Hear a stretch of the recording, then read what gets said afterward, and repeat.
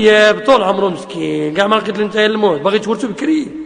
دابا انا قلت لواحد وصي عندك باغي تموت وهذا باغي يورثني قبل الوقت ما كرهش يقتلني ندير كندوى الفار ولا راك غتموت بالاجل ديالك راك غتموت. واش ما غتموت يجي عندنا الملك الموت يقول لنا راك غتموت ما يقولنا والو. علاش اخواني كنطولوا الامال؟ هو طول الامل اصلا من الغرور من الشيطان، لان الموت هي التي تجعلك تقصر الامال، ونسيان الموت وعدم ذكره هو الذي يطول آمالك ويجعلك تطيل الأمال. مازال ما غربوش مازال غندير ومن بعد عاد نتوب ومن بعد إلى آخره وخليني بعدا نخلط شوية حرام وحلال ما حطني صغير إلى آخره ومن بعد نكبر نتوب. وديك الساعة يجي ملك بشوية هو عارف وقت غيجي ملك حتى يكبر غيجي بشوية هو يسينك تتوب. راه داير معاك ميعاد. شكون اللي خلاه؟ وشحال من راجل ماتوا ولادو قبل ما يموت هو؟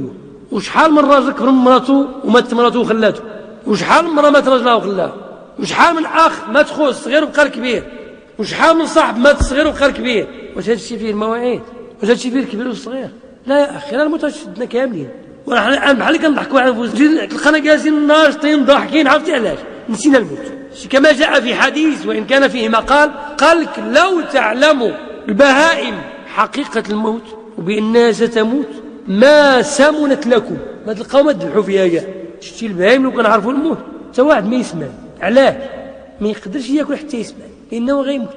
وشوف المسلمين دابا كيذكروا الموت تبارك الله ويسمعوا كامل وطلع لهم السكر والملحه والزيت والعطريه كامله وغلاضوا حتى ولا كيديروا الرياضه. مالكم غلاط وسمانت؟ علاش؟ كناكل بزاف. ما تموتش يا اخي. يا اخوان الصناعه نقدروا الامور. علاش الماكله بزاف؟ لا راك غتموت. واذا كنت ثقيل راك تقل غير بالعباد وما هازينك. شو اذا كنت خفيف؟ ساهل في تغسالك وساهل في تكفانك وساهل في هزانك وساهل في تنزالك في القبر وساهل في دفينك والكفن ديالك كل ساهل. وكل ما تقالت كتصعب حتى الى مرت الجميع يهزك. شكون هذا اللي يهزوك في ذاك النهار؟ شكون؟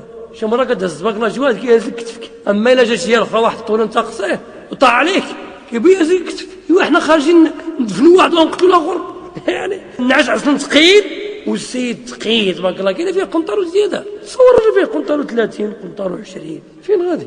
واش كروازيه؟ دير الرياضه ونقص الماكله وصوم. علاه؟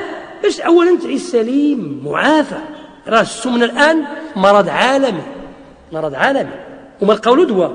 راه باش تكون سمين ممكن، لكن باش تولي ضعيف راه ماشي سهله الا غلط. ولذلك راه كاين الان اللي ما كيدهزوش الطاكسي ما كيركبش ما يركب واحد ما يقد يهزو حتى الا مات ما تهزو غير لابيلاط ويهودوه للقبر بالبوجي.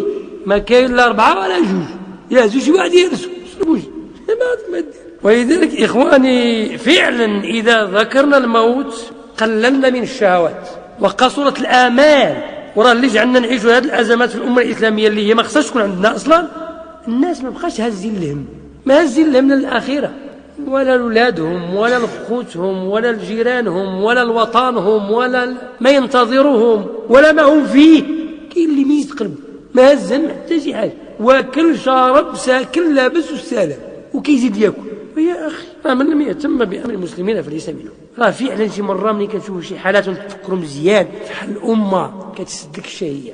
والله كتسدك الشهيه، خصوصا ما يجري في الأمة الآن في فلسطين وفي العراق وفي الشيشان وفي كوسوفا وفي السودان وفي أفغانستان وفي جميع البقاع الإسلامية. كيفاش تأكل براحتك؟ كيفاش تنعس براحتك؟ وكيفاش تمتع في الدنيا براحتك وانت كتشوف هذه الحالات التي تعيشها الأمة؟ إذن إخواني الموت يقصر الأمل، لكن بالنسبة للمجرم العاصي المنهمك في الشهوات الذي يتبع سبل الشيطان لا يذكر الموت، وإن ذكره وتأسف على الدنيا. المنهمك في الدنيا صاحب الشهوات يذكر الموت كيتأسف على الدنيا، كتلقى فيه إذا سمع الموت كيبقى يتأسف وكيبكي على الدنيا. واش غنموتوا ونخليو هذه الخيرات هذا الشيء وهذه الديور وهذه الفيلات وهذه القصور وهذه الأموال وهذه اللباس والسيارات والبورطابلات والشيء التلفازة والنيميريك والانترنت واش غنخليوه؟ بزاف بناقص من هذا الموت كيحاول ينساها. هذا السيد اللي ملي كيذكر الموت كيتأسف على الدنيا لا يزيده ذكر الموت من الله إلا بعدا، كيدي بعد. أما التائب لله عز وجل يكثر ذكر الموت لينبعث من قلبه الخوف والخشية. اللي تاب كيذكر الموت باش ينبعث في القلب ديالو الخوف والخشية ويتوب إلى الله ويؤوب ويقوم بالطاعات ويترك المعاصي ويتبع الأوامر ويجتنب النواهي فيفي بتمام التوبة. وربما يكره الموت خيفة أن يختطفه قبل تمامها أو قبل إصلاح الزاد. هذا التائب كيذكر الموت وكتزيدو خشية وخوف من الله، ولكن إذا كره الموت علاش كرهها؟ مثلا إنسان كان مجرم عاصي منحرف تاب إلى الله، لما تاب صار ذكر الموت يجعله يزداد تقوى وخوف من الله، لكن يكره الموت العاجل. علاش؟ خايف لا يجي الموت قبل ما يكمل التوبة، باغي يعوض اللي فات واللي ضاع. إذا هذا كراهية الموت غير مكروهة لا بأس بها، ما دام يسأل طول العمر ليتم الصلاح والتوبة ويهيئ الزاد للقاء الله الذي يقول وتزودوا فإن خير الزاد تقوى واتقوني يا أولي الألباب. ما تطلبوش إخواني الموت. علاش؟ لأنك لا أن تقول لا إله إلا الله خير من أن ترقد في القبر 100 سنة أو 100 سنة. تقول غير لا إله إلا الله وحده. شي واحد يقنط الظروف ديالو باش يبقى بالصبي اللي مات، ولا متاش غدير إلا مت انتهى عمله وانقطع عمله، لكن يبقى تحي مازال الأمل، مازال الطاعة، مازال اتباع الأوامر وترك النواهي، ومازال ما تتقرب به إلى الله سبحانه وتعالى. وحسبك أن تقول لا إله إلا الله.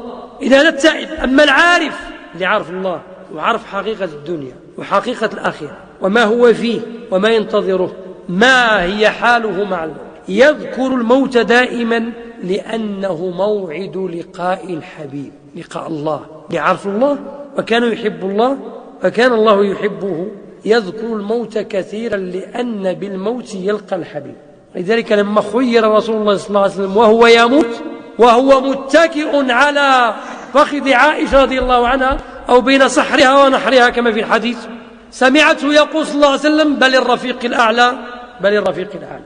خير رسول الله صلى الله عليه وسلم بين الدنيا وملذاتها وشهواتها ولقاء الله والجنة، فاختار لقاء الله، وسمعته يردد صلى الله عليه وسلم بل الرفيق الأعلى بل الرفيق الأعلى. فقالت رضي الله عنها فعلمت أنه لا يختارنا.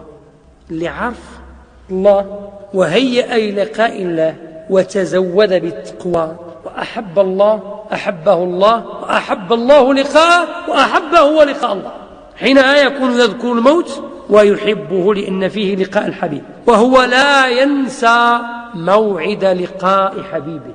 مش اللي عنده شي ميعاد مع شي حبيب كينسى الميعاد.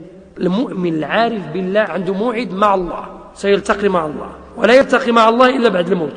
إذن فهو يذكر الموعد باستمرار ويهيئ نفسه باستمرار للقاء الله عز وجل. هذا هو أحوال الناس. وعلى كل حال ففي ذكر الموت ثواب وفضل، فإن المنهمك في الدنيا قد يستفيد بذكر الموت التجافي عن الدنيا، لأن ذكره